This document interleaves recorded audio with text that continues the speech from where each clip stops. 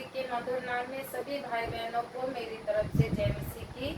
परमेश्वर का धन्यवाद और उम्मीद करती हूँ कि आप सभी लोग लगातार हमारे द्वारा दिए गए हम लोग के द्वारा दिए गए वचनों को आप लोग लगातार सुनते हैं और सुनकर आशीष पाते हैं। परमेश्वर का धन्यवाद हो। आइए आज भी हम परमेश्वर के वचन से कुछ बातों को सीखेंगे।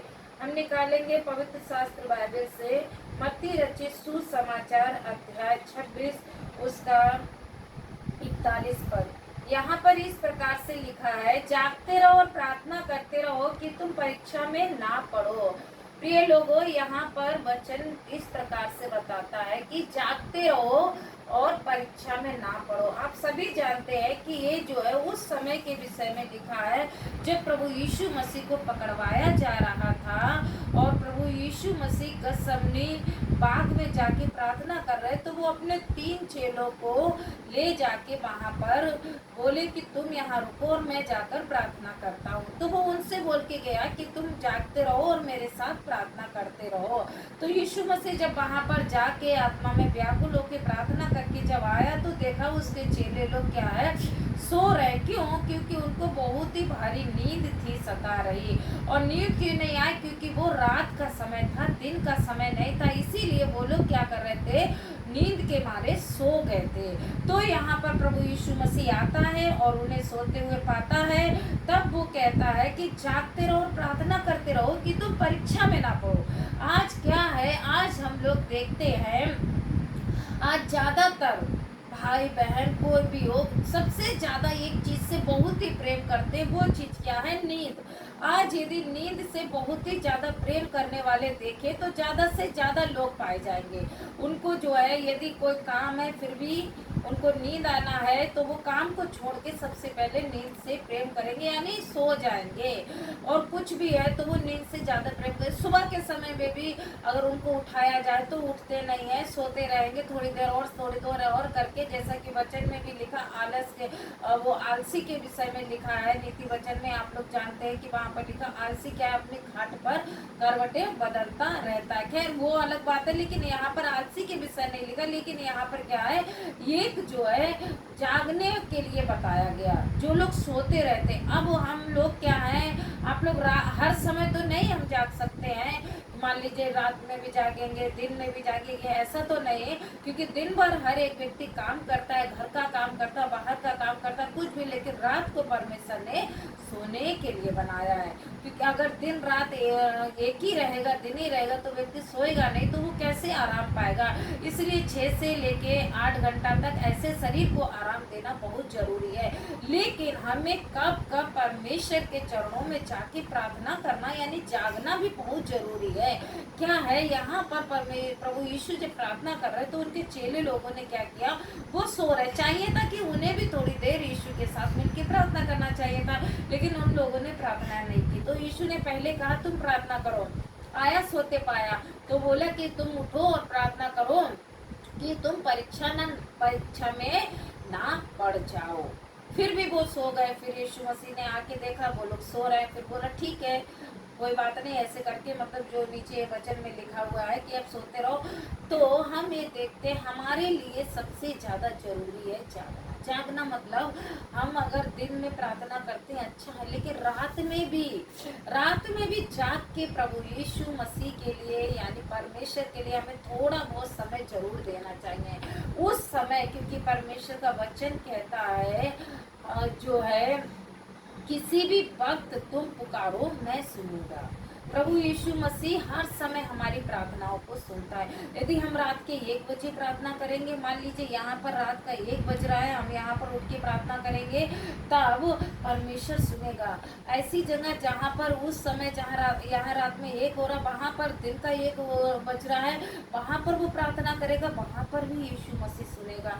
तो इसीलिए हमें थोड़ा सा क्या करना चाहिए, अपने समय को डिवाइड यानी थोड़ा सा समय को बांटना चाहिए, किस समय हमारे लिए प्रार्थना करना चाहिए। क्योंकि कई समय में हम लोग देखते हैं कि प्रार्थना ना करने के कारण कई प्रकार की समस्याएं हमारे जीवन में आ जाती हैं। आप लोग बाइबल में ऐसे एक व्यक्ति के विषय में जरूर जानते होंगे। वो व्यक्ति क्या है, रात भर जाग के प्रार्थना किया और विजय भी पाया। उस व्यक्ति का मैं नाम बताऊंगी। वो याकूब याकूब जब अपने मामा लाबान के यहाँ से आ रहा था अपने परिवार के साथ लौट के, तब क्या था, उसका भाई एसाव आ रहा था उससे पहले, तब वो बैठा नहीं रहा, चैन से नहीं बैठा रहा, वो रात में जाके प्रार्थना किया, प्रार्थना रात भर प्रार्थना किया वो, तब सुबह भोर के समय उसे उस प्रार्थना का उत्तर मिला। आप सब जानते कि तब खुद परमेश्वर आके उससे बात किया और वो क्या है, परमेश्वर से जीत भी गया, ऐसा हम वचन में पढ़ते हैं। तो हमारे लिए रात में उठ के प्रार्थना करना बहुत जरूरी है। ज्यादा समय आप नहीं कर सकते हैं, कम से कम 1 घंटा कीजिए, अगर 1 घंटा भी नहीं कर सकते हैं तो आधा घंटा प्रभु को समय दीजिए। ऐसा करके देखिए परमेश्वर आपके जीवन में कितना बड़ा कार्य करता है। आज आप कहीं पर भी क्यों ना हो, प्रभु यीशु मसीह के वचन को यदि सुन रहे हैं तो आज ही से आप अपने समय को प्रभु यीशु को दीजिए, जाग के प्रार्थना कीजिए, देखिए परमेश्वर आशीष देता है। क्योंकि हम लोग और भी वचन को देखेंगे, हम लोग देख सकते हैं, लूका में भी देख सकते हैं 12:37, लूका रचित सुसमाचार अध्याय 12 उसका 37 पद इस प्रकार से लिखा है, धन्य वे दास जिन्हें स्वामी आकर जागते पाए। मैं तुमसे सच कहता हूँ कि वह कमर बांध कर उन्हें भोजन करने को बैठाएगा और पास आकर उनकी सेवा करेगा। मतलब धन्य है वे दास जिसका स्वामी आकर उसे क्या है, जागते पाए। यानी हम यहाँ पर एक बात को और देख सकते हैं प्रिय लोगों, प्रभु यीशु मसीह के आने का दिन, प्रभु यीशु मसीह किस दिन आ जाएगा कोई भी नहीं जानता है। यहाँ तक यीशु ने ये भी कहा है कि दूत भी नहीं जानते, केवल पिता जानता कि यीशु कब आएगा। तो हो सकता है यीशु मसीह रात में आ गया और आप सोते पाए तो क्या होगा, कहीं ऐसा ना हो कि आप छोड़ दिए। अब एक सवाल और उठता है कि रात में अगर यीशु आएगा तो क्या हम रात भर जाग कर नहीं, हर समय आत्मा में प्रार्थना करते और जागते। मान लीजिए हमारा शरीर तो सो जाएगा पर आत्मा में हमेशा प्रार्थना करते रहना और जागते रहना। जैसे कि कई बार आप लोगों ने लोगों के मुंह से सुना भी होगा, खुद शायद आप लोगों के साथ में भी हुआ, अगर आप ज्यादा से ज्यादा प्रभु के साथ संगति में रहेंगे, दिन में परमेश्वर के साथ संगति में रहेंगे, तब अगर आप सो रहे हैं और सोते सोते अगर कोई दुष्ट आत्मा भी आके आपको सता रहा है या आपको चारों तरफ से घेर लिया, तब उस समय आप सोते सोते आत्मा में भर के प्रार्थना करके उसको करें। अक्सर ऐसा लोगों के साथ होता है, क्यों, जब वो ज्यादा संगति में परमेश्वर के रहते तो। इसलिए प्रिय लोगों, परमेश्वर के साथ क्या है, अपनी संगति को बनाए रखिए। आज है जागने का समय, आज आप क्या है, आत्मा में जाग कर परमेश्वर से प्रार्थना कीजिए, परमेश्वर से बोलिए, जो भी आपको चाहिए आप परमेश्वर से बोलिए, परमेश्वर आपको देगा। ऐसा ना हो कि प्रभु यीशु मसीह आ जाए और आप सोते हुए पाए। जैसा कि हम देखते यीशु मसीह आया तो उसके चेले सो रहे थे, यीशु ने कहा उठो प्रार्थना करो, परीक्षा। कई लोग क्या है आजकल प्रार्थना को महत्व बिल्कुल नहीं देते, ज्यादातर क्या है, सो जाते। उधर आत्मा कहता है आत्मा में उठो प्रार्थना करो, लेकिन शरीर क्या कहता है, नहीं थोड़ी देर और सो जाओ। तो इस प्रकार से क्या है, वो लोग प्रार्थना नहीं कर पाते। अगर उनका मन भी करता है कि हम प्रार्थना करें, फिर भी आलस के कारण या नींद के कारण वो प्रार्थना, अरे होगा थोड़ी देर में कर लेंगे, ऐसे करके प्रार्थना नहीं करते। यदि आप परमेश्वर से प्रार्थना करना चाहते हैं सुबह में उठ के और आपका नींद नहीं खुलता है, तो उस समय आपको कुछ नहीं करना, अलार्म भी नहीं लगाने की जरूरत है। क्योंकि कुछ लोग सोचते हैं 4 बजे या 3 बजे उठ जाएं तो अलार्म लगा देंगे तो नींद खुल जाएगी। कितने लोग अलार्म जब लगता है तो उसको भी बंद करके सो जाते हैं। लेकिन यदि आप सोने से पहले प्रभु यीशु से प्रार्थना करेंगे, हे प्रभु यीशु मुझे 1 बजे रात की जगा देना, मैं प्रार्थना करूंगा, तो उस समय आप क्या करेंगे, खुद उस समय आपकी आंख खुल जाएगी। कैसे भी करके आपकी आंख उस समय क्या है, जरूर से जरूर खुल जाएगी। इसीलिए आप प्रार्थना करके जब सोएंगे तो आप कितना भी सोते रहेंगे कि मैं उठूं, मन करेगा उठ के प्रार्थना करूं, तो आपको ऐसा नहीं लगेगा कि नहीं अभी उठ के हम प्रार्थना नहीं करेंगे, थोड़ी देर सो लें। उस समय तुरंत आपको याद आएगा, अरे मैंने तो प्रार्थना की थी कि उठ के प्रार्थना करूं, तब मेरी आंख खुली, अब मैं प्रार्थना करता हूँ। उस समय आप अपने अंदर से ताजगी पाएंगे और प्रार्थना करेंगे। हम लोग एक वचन को और देखेंगे, इफिसियों 6:18 में इस समय लिखा, इसमें इस प्रकार से लिखा, हर समय और हर प्रकार से आत्मा में प्रार्थना और विनती करते रहो, इसीलिए जागते रहो कि सब पवित्र लोगों के लिए लगातार विनती किया करो। इसीलिए जागते रहो, अब जागते रहो और लगातार पवित्र लोगों के लिए विनती करो। अपने लिए तो सभी लोग प्रार्थना करते ही हैं, हे प्रभु मुझे ये दे दे, मुझे वो दे दे, मुझे गाड़ी दे दे, मुझे बंगला दे दे, मुझे कार दे दे, जो जो चाहिए सब अच्छे से, बहुत सा पैसा दे दे, बहुत सा कपड़ा दे दे, जो भी है सब अपने लिए मांगते हैं। लेकिन दूसरों के लिए भी आपको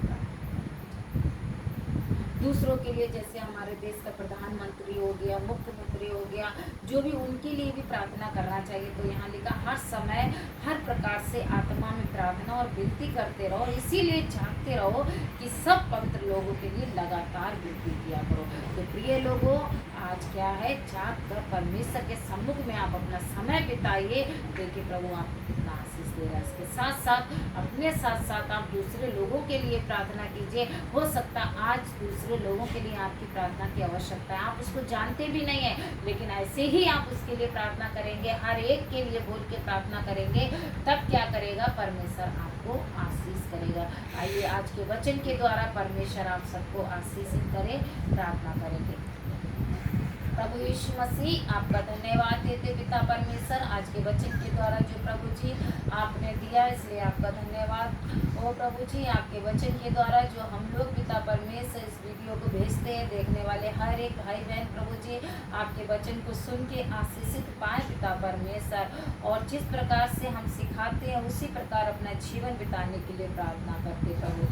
सभी को तैयार कर सब लोग प्रभु जी आत्मा में झांक के प्रार्थना करने वाले बने, ज़्यादा समय आपको दें ताकि परीक्षा में ना पड़े।